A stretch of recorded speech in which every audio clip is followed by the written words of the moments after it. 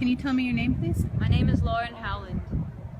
How old are you? I'm 21 years old.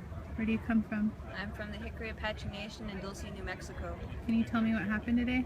Today we were doing peaceful prayers. We weren't even on the oil site. We were in the quadrant next to it, behind the fence line.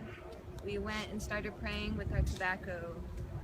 And militarized police vehicles came around, and about 6-7 units behind them, also about 50 cops in riot gear. And I'm not gonna say that, but they flanked us, they corralled us, and then they started taking us out. We were retreating peacefully. They asked us to leave, so we did. They gave us two options: either get arrested or leave peacefully. And we were on our way out peacefully, and they started macing us. They maced a couple people.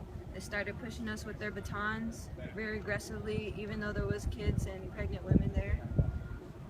They corralled us when we were almost on the safe zone. They surrounded us, both groups. There was two groups. The bigger group was about 50 people. The smaller group was the one I was in. They corralled us. They let the group of 50 people go, and they corralled about 30 of us, 35, 40 of us. And we had formed a no surrender line around, circling the women and children. And I was in the no surrender line. There was a child there who was very scared and who got separated from his grandparents and his auntie. And so he was just crying and bawling his eyes out.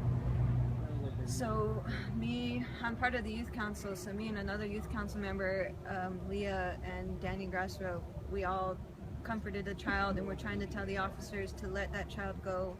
Just let that one child go, and a couple of women who needed to go and that were pregnant. And the officers kept denying us and denying us and denying us. And when we tried to escort the kid off, away from the cops, an armed officer with his baton came and shoved all of us back very aggressively several times in a row. My hand got in the way of it, and it was almost fractured, almost broken. I don't know yet the full status of it, but... And that was when you were protecting the young boy? Yes, we were. He was only about 10 years old. He was scared for his life. He was crying his eyes out. We were trying to comfort him. And the officers just kept looking at us and denying him his right to go free because he was only 10. We were trying to get him out. We finally convinced them to let him go, and I tried to drag a couple of our IIYC members out. They kept Danny Grassrope, but they let me and Leah go with the child because we were protecting him, and we refused to let him go by himself. So luckily we got out after that. He was so scared for his life. We kept trying to comfort him and tell him the officers there were to protect him. And it was hard to say that to him after they had done what they'd done to us, and after he's seen what he saw. And that boy would be traumatized for the rest of his life because of this, because of what these officers did to him and what he saw for his own eyes.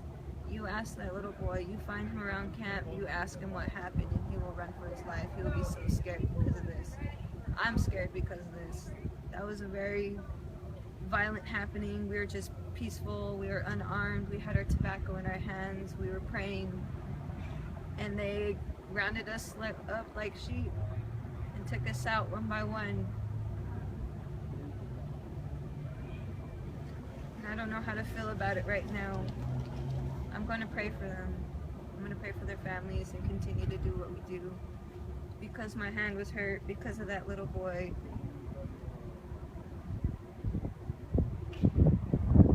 I don't really know what to say. Okay. Did a good job.